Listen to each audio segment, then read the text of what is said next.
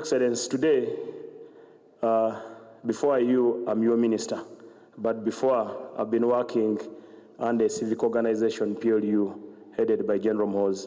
On behalf of PLU, our civic organization, I would like to thank you for appointing our patron now, Chairman, General Mhoz Kainerugaba, as a CDF. We are grateful.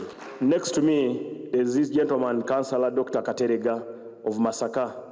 We were in Masaka doing our patriotism lectures and the tour. I and my colleagues, Frank Gashumba, Honorable Chinyamatama, Honorable Javira, Toyota Michael, and the rest of the other key members, Sarah Chiimba, and Councillor Bulegea. We met a group of new people, they are councillors, 8 of them. They accepted to join the patriotic mission. However, we told them we don't have a political party. We subscribe to the NRM. I'm a member of the NRM. So our political party, our organization is purely to advocate for patriotism, Moyogwa Gwanga.